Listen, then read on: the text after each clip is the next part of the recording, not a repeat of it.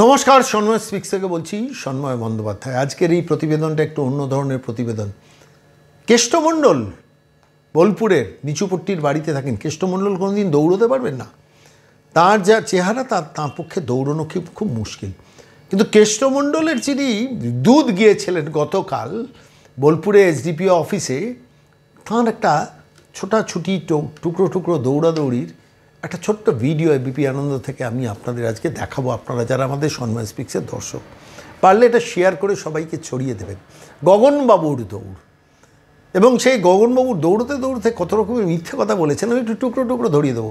আর আমি এই প্রসঙ্গে বলবো যে আজকের দিনে সাংবাদিকতা যখন কি বলবো মিইয়ে গেছে, আজকের দিনে সাংবাদিকরা মমতা বন্দ্যোপাধ্যায়কে খুশি করার মতো প্রশ্ন করেন।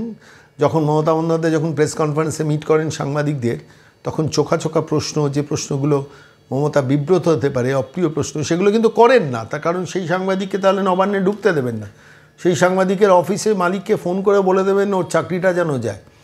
এইভাবে তো এখন বর্তমান জার্নালিজম চলে, সাংবাদিকতা চলে। আমি আজকে এই জায়গায় দাঁড়িয়ে এই পর্যায়ে দাঁড়িয়ে আমি আপনাদের কাছে নির্দিষ্টভাবে একটা ছোট্ট ভিডিও দেখাবো। একজন সাংবাদিক, আমি নামটা মনে করতে পারছি না বলে আপনাদের কাছে বলছেন, আপনারা নিজেরা দেখবেন। এবিপি আনন্দের সাংবাদিক, ন্যাগিং সাংবাদিক, এটাই হচ্ছে সাংবাদিকতা। This is journalism. এটাই এইভাবেই সাংবাদিকতা করা উচিত বলে আমার মনে হয়। ভীষণ ভালো লেগেছে আমার, বিশ্বাস করুন ভিডিওটা আমার এত ভালো লেগেছে। আমি কুর্নিশ জানাই সেই তরুণ সাংবাদিক, তার ওই প্রশ্ন করার ধরন দেখে। গগনবাবুকে তিনি হচ্ছেন অনুব্রত মণ্ডলের সহচর। তিনি গিয়েছিলেন দ্বিতীয় দিন, বেড রেস্ট, ডাক্তার বলেছে বেড রেস্ট। এখন অনুব্রত মণ্ডল, কেষ্টমণ্ডল বেড রেস্টে আছেন, তিনি উঠতে পারবেন না, সেই জন্য তিনি আসতে পারেনি। অর্থাৎ সোমবার পর্যন্ত ডেট নেওয়া, সোমবার গিয়ে কোর্টে গিয়ে সারেন্ডার করা, এইসব অঙ্ক টঙ্ক চক টক তৈরি করার জন্য তারা গেছেন। এবার প্রশ্নটা হলো আমার একটা অন্য জায়গায়, আমি আপনাদের কাছে প্রশ্নটা করছি, একটু ভালো করে ভেবে দেখুন। সেটা হচ্ছে যে এই গগনবাবুটা কে? গগনবাবু হচ্ছেন তৃণমূল নেতা এবং কেষ্টমণ্ডলের প্রতিনিধি। তো সেই গগনবাবু কে সাংবাদিকরা জিজ্ঞেস করছেন, আচ্ছা কী বললেন, কী দিয়েছেন, কী করেছেন। তিনি একটা নতুন তত্ত্ব আওড়ালেন যে অনুব্রত মণ্ডল, কেষ্টমণ্ডল যেটা বলেছে না, সেটা আসলে সেটা আসলে অন্য কিছু না, সেটা হচ্ছে এআই ম্যানুফ্যাকচার্ড। শিখেছেন, এআই এখন ইন্টেলিজেন্স বেরিয়েছে, সেই এআই ম্যানুফ্যাকচার্ড, সেইটা কিন্তু গগনবাবু বলেছেন। গগনবাবু বলেছেন এআই তত্ত্বটা যে অনুব্রত মণ্ডলের গলা নয়, ওটাকে ম্যানুফ্যাকচার করে তৈরি করে তত্ত্বটাকে মানুষের কাছে খাওয়ানো হয়েছে, এইটা বলেছেন। তো স্বাভাবিকভাবে তখন সাংবাদিক জিজ্ঞেস করেছেন, আচ্ছা তাহলে এআই ম্যানুফ্যাকচারের জন্য আপনারা অনুব্রত মণ্ডল ক্ষমা চেয়েছেন? তারা তো স্বীকার করেননি, তাহলে তো অনুব্রত মণ্ডলের দোষ নেই, এটা পুলিশের দোষ, বা কেউ একটা করে বাজারে ছেড়েছে, তাহলে তো তার দোষ হওয়া উচিত না। ওটা তৃণমূলের ওপর লেভেল থেকে যা বলেছে ক্ষমা চাইতে, সেই জন্য আমরা চেয়েছি। বারবার চেস করছেন। একবার গগনবাবু এদিকে দৌড়চ্ছে, একবার ওদিকে দৌড়ছেন, একবার এদিকে দৌড়ছেন, একবার ওদিকে দৌড়ছেন। আর মাঝে মাঝে বলছেন ধুর বেরিয়ে তো মুশকিল হয়ে গেল, এরা তো আর আমাকে ছাড়ে না। অনেক সাংবাদিক বুম নিয়ে মুখের কাছে বুমটা ধরেছেন, আর গগনবাবু পালাতে ব্যস্ত। কখনো এ পাশে যাচ্ছেন, কখনো ওখানে যাচ্ছেন, কখনো বলছেন যে ওটা আবার বিজেপির কেউ করে থাকতে পারে, আবার বলছেন যে আমাদের দলেরও কেউ করে থাকতে পারে, আবার বলছেন মমতা বন্দ্যোপাধ্যায় আমাদের নেত্রী, তিনি যা বলবেন আমরা তাই করব। গগনের দৌড়টা আজকের আমার কন্টেন্ট ম্যাটার সাবজেক্ট। আমি আর কথা বলবো না, আপনার ভিডিওটা দেখুন, ভিডিওটা দেখলে বুঝতে পারবেন। 3টে পয়েন্ট আপনাদের কাছে বলবো। যে দেখুন, গগন বলছেন যে ওটি এআই ম্যানুফ্যাকচার্ড, খেয়াল করেননি তার আগে তো অনুব্রত মণ্ডল ক্ষমা চেয়েছেন, আমি ক্ষমা চাইছি যা করেছি অন্যায় করেছি বলে। তাহলে আর এআই ম্যানুফ্যাকচার্ড তত্ত্বটা এলো কী করে?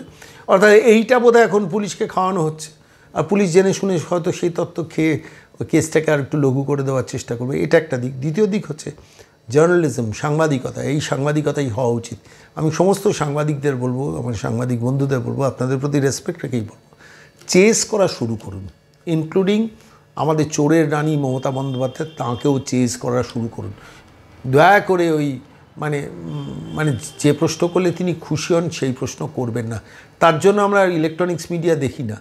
ইলেকট্রনিক্স মিডিয়া যখন মানুষ নব ঘুরিয়ে খোলে, তার সময় নষ্ট করে খোলে, এবং সেই সময় এই সাংবাদিকতা দরকার, যে সাংবাদিকতাটা এবিপি আনন্দের একজন তরুণ সাংবাদিক করে দেখালেন। কুর্নিশ তাকে, আর উপভোগ করুন। উপভোগ্য একটা ছোট্ট ভিডিও আপনাদের দেখাচ্ছি। আপনি কোন বিষয়ে এলেন আইনজীবীর সঙ্গে, সেটা একটু জানান। পুলিশের একটা মামলা হয়েছে এবং যে মামলা এখন অনুব্রত মণ্ডলকে অভিযুক্ত হিসেবে চিহ্নিত করে অনুব্রত মণ্ডল অসুস্থ। অনুব্রত মণ্ডল অসুস্থ, তিনি আজকে আসছেন না, বেড রেস্টে আছেন। আপনারা কি সেটা পুলিশকে জানালেন? আপনারা কি সেটা পুলিশকে জানালেন? এখনো জানি না। হ্যাঁ। আর ফার্দার কোনো কথা বলবো না। না, একটা বিষয় সেটা হচ্ছে অনুব্রত মণ্ডল, আমি বলছি আপনি তো এলেন, পুলিশকে ইনফর্ম করলেন, গেলাম, দেখলাম আইনজীবীর সঙ্গে। আমার বক্তব্য একটাই, অনুব্রত মণ্ডল তিনি, তার বিরুদ্ধে মামলা হয়েছে, পুলিশের নোটিশ গেছে এবং তার পরবর্তীকালে আপনারা কি জানালেন পুলিশকে?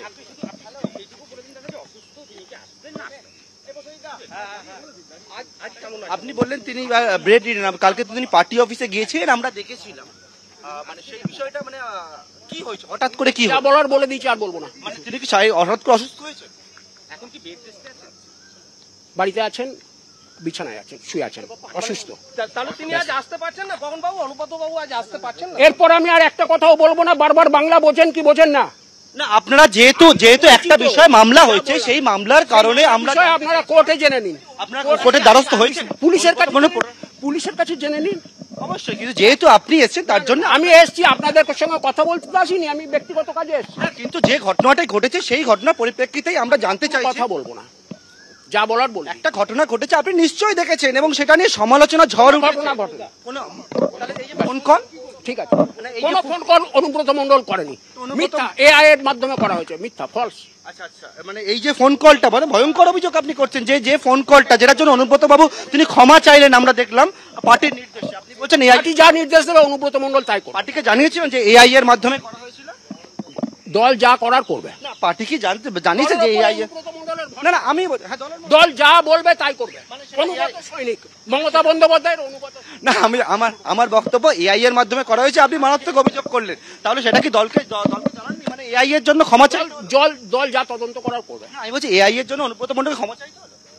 দল যা নির্দেশ দেবে তাই করবে, তার বাইরে কিছু করবে। দল বলেছে, যা বলেছে করেছে। দল ক্ষমা চাইতে বলেছে বলে ক্ষমা চেয়ে নিয়েছে। মানে সেটা এআই এর জন্য হলো? যা হোক, যা দল বলবে তার বাইরে করবে না। অনুব্রত মণ্ডল দলের অনুগত সৈনিক, মমতা বন্দ্যোপাধ্যায়ের সৈনিক, তিনি যা দল নির্দেশ দেবে তার বাইরে এক পা হাঁটবে না। থানার আইসি যে ভয়ঙ্কর অভিযোগ করলেন, সেটা সরকার দেখবে, পুলিশ প্রশাসন দেখবে। মানে এই অভিযোগ তো ভয়ঙ্কর। কিভাবে হয়ে গেল, কি মনে হচ্ছে এই রেকর্ডিংটা লিক হয়ে গেল?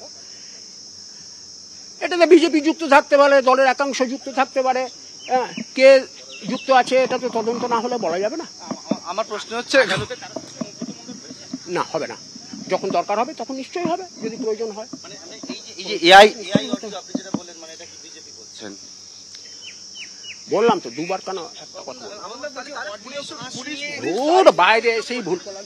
গগন বাবু বলছি আইসির অভিযোগ, গগন বাবু বলছি আইসির অভিযোগ, থানার আইসি যিনি অভিযোগ করছেন, গগন বাবু বলছি, না আমি বলছি থানার আইসি অভিযোগ করছে, আপনি বলছেন এআই। অনুব্রত মণ্ডল এখনো যদিও অস্বীকার করেন। তাহলে অনুব্রত মণ্ডল আজ আসতে পারছেন না, গগন বাবু? এতে কাটকান ভিতরে ঢুকে যাচ্ছে। আপনি আসছেন বলে আমরা আপনার সঙ্গে কথা বলতে এলাম, বলছি কয়েকটা বিষয়, সেটা হচ্ছে পুলিশ অবশ্যই নিরাপত্তার দায়িত্বে রয়েছে। হ্যালো, কিন্তু আমার বক্তব্য, আপনি যে মারাত্মক অভিযোগ করলেন।